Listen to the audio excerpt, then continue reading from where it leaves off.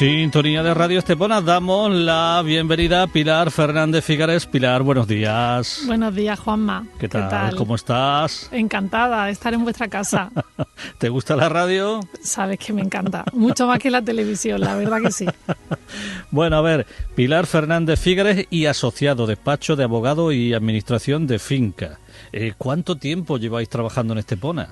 Pues mira, estuve haciendo balance hace unos días y el despacho en sí se montó en 2002, o sea que ya son 20 años. Yo vine a Estepona a trabajar, sabes que soy de Granada, pero vine a Estepona a trabajar y desde entonces me quedé aquí en el 99. Pero el despacho lo fundamos y lo montamos en el año 2002. Si no me equivoco, ¿estáis en el mismo sitio que la Casa La Borrega? ¿Has visto? Justo detrás. Ahí seguís ahí, ¿no? Calle Murillo, esa calle que tanto se fotografía, que detrás está la iglesia de los Remedios, pues en esa calle estamos, sí. Muy bien, cuéntame qué servicios son los que lleváis a cabo en vuestro despacho. Pues nosotros lo que llevamos está muy relacionado, le llamo servicios jurídicos profesionales realmente, porque es un elenco grande de un servicio al cliente que abarca desde la llevanza de las comunidades de propietarios, pero además un asesoramiento jurídico en el que dentro hay un equipo tanto administrativo, contable como jurídico, que nos acompañan o que me acompañan, que está formado por Elena Guzmán, que es la abogada, por Inmaculada Altamirano, que es la que lleva toda la contabilidad, y con Melodía Morales, que es la que lleva toda la administración. Con lo cual, intentamos darle un servicio tanto a la primera llamada de teléfono, que puede ser una necesidad de las comunidades de propietarios, de simplemente, oye, ¿cómo va mi recibo? ¿Qué tengo que hacer? ¿O qué problema tengo? Hasta pues un problema jurídico que se suscite entre sus propios vecinos o luego dentro de lo que es el propio cliente, pues que necesite un testamento o incluso un divorcio o incluso una reclamación de cantidad, o a empresas que también nos solicitan la defensa jurídica en algún procedimiento jurídico. Es decir, que son muchos los temas que abarcáis, ¿no? Bueno, sí, al final es un trato muy personal en el que la confianza y el trato personal que se le da al cliente, pues lógicamente al final confían en nosotros y también nos plantean otros problemas paralelos que puedan tener y que necesiten una solución. Sí, porque veo aquí, ya lo hemos dicho, propiedad horizontal, derecho inmobiliario, derecho laboral, derecho de familia, derecho administrativo. Pocas cosas quedan, ¿no?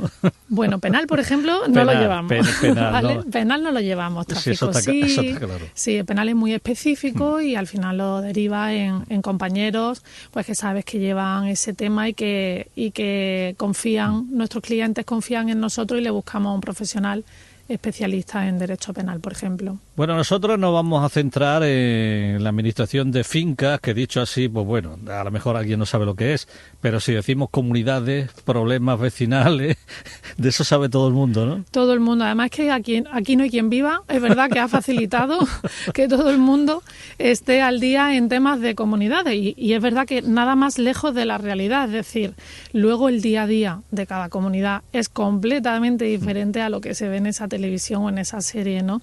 Y es verdad que, bueno, eso está exagerado y se lleva al extremo más extremo, pero verdaderamente en las comunidades de propietarios se suscitan muchos temas que a veces se solucionan con sentido común. Yeah. Y con un poquito de educación también. Bueno, eso también, porque las normas cívicas también están...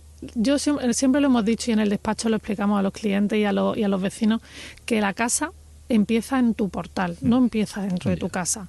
Entonces tú tienes que cuidar tu casa porque además la estás pagando y tu edificio es la imagen que estás dando a la persona, a tu invitado, a la persona que entra a tu casa. Y es importante cuidarlo desde que abres el portal. Pero es curioso todo esto, a mí que me gusta observar la psicología humana. Los extranjeros, recuerdo yo, de hace 20, 30 o 40 años, los extranjeros siempre han tenido ese concepto de estar al día de todos sus derechos y obligaciones en las comunidades, y nosotros hemos pasado más del tema, ¿no? Sí, pero sin embargo le ha costado también porque el concepto de propiedad horizontal en el extranjero no lo tienen. No hay comunidades de propietarios no hay. en muchos países. Entonces les cuesta trabajo, ellos ven la comunidad de propietarios, por eso son tan exquisitos, tan exigentes como bien dice, pero porque ven la comunidad de propietarios como una sociedad. De hecho, exigen hasta la rendición de cuentas, prácticamente lo entienden como una SL, ¿no? Una sociedad limitada. Pero bueno, pero sí que exigen mucho y cumplen sus obligaciones, son los primeros en cumplir, pero también exigen mucho. Bueno, sí hay que ver la cantidad de problemas que se pueden suscitar en una comunidad. Sin embargo, esta ley de propiedad horizontal creo que tenía 20 y tantos artículos, ¿no? Tiene poquito. No sé si ha cambiado mucho, ¿no? Dan de sí, porque es verdad que la ley de propiedad horizontal, bueno, en la ley te explican pues un poco los puntos generales para seguir en lo que es seguir un asesoramiento en una comunidad.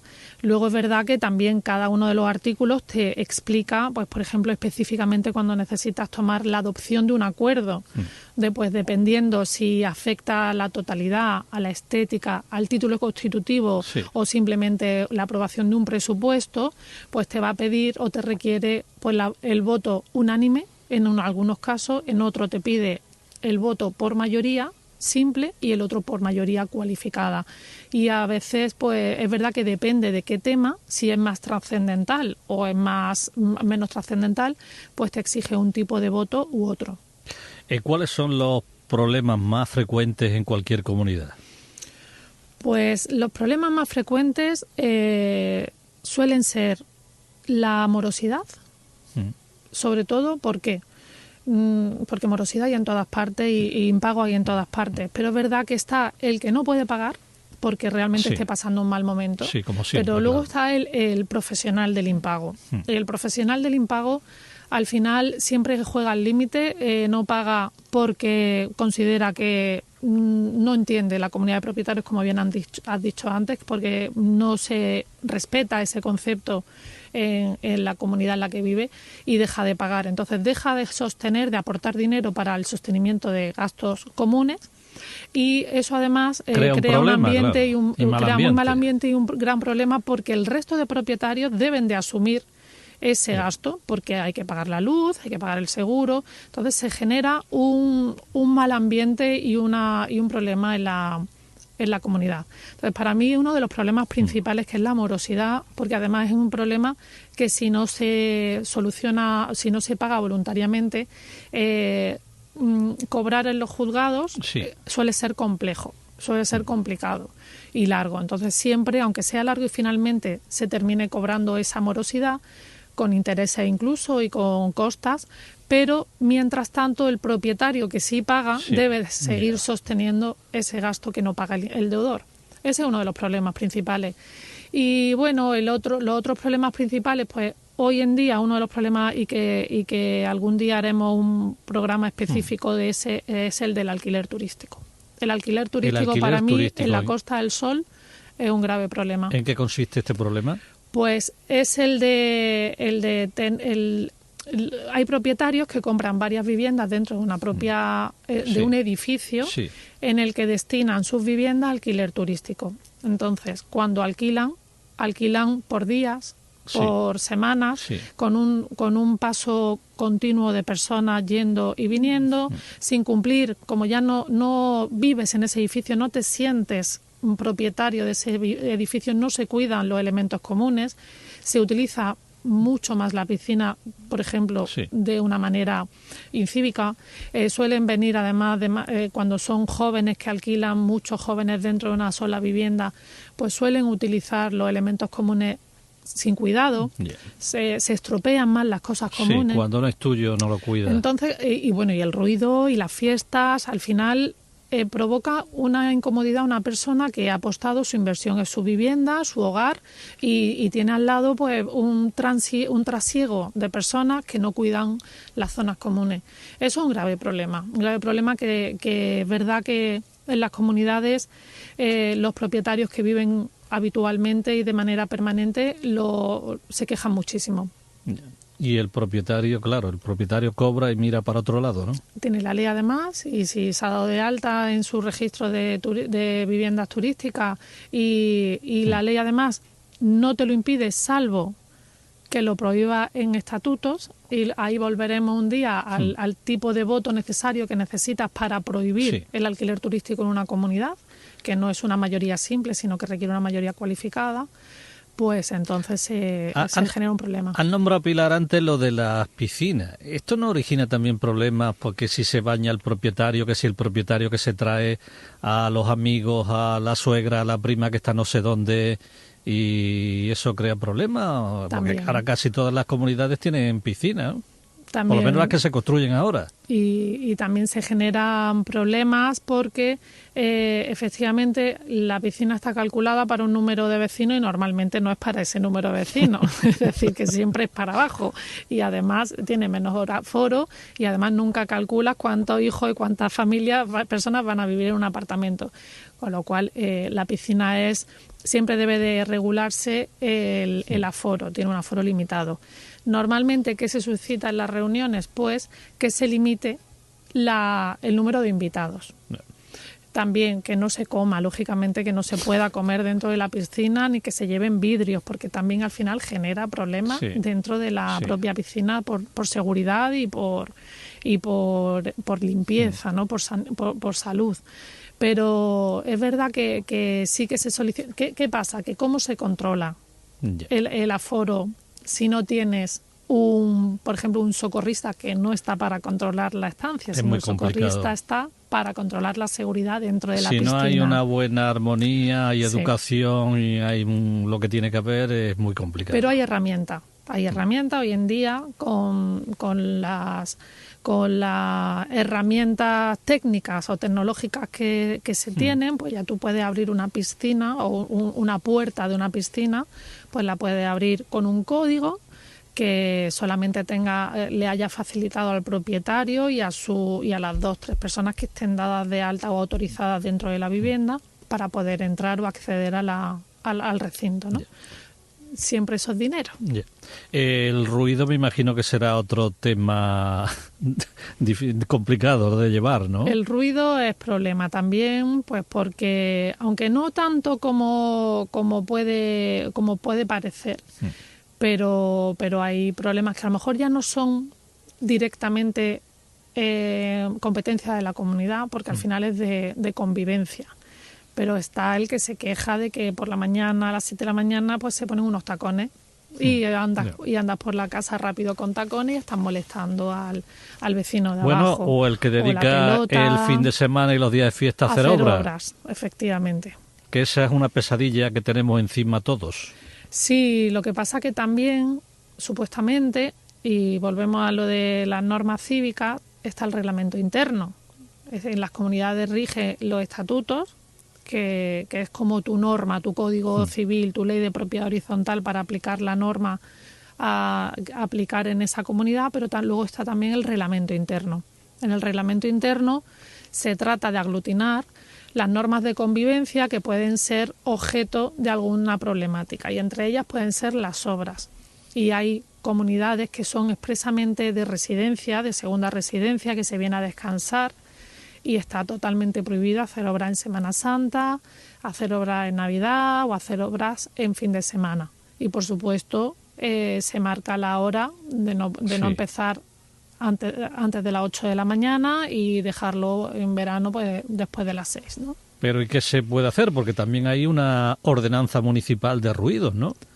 Claro, la ordenanza municipal normalmente se aplica a todo el municipio por igual, ¿no? Luego es verdad que se intenta, para tener un régimen disciplinario dentro de la propia comunidad, pues apruebas tu propio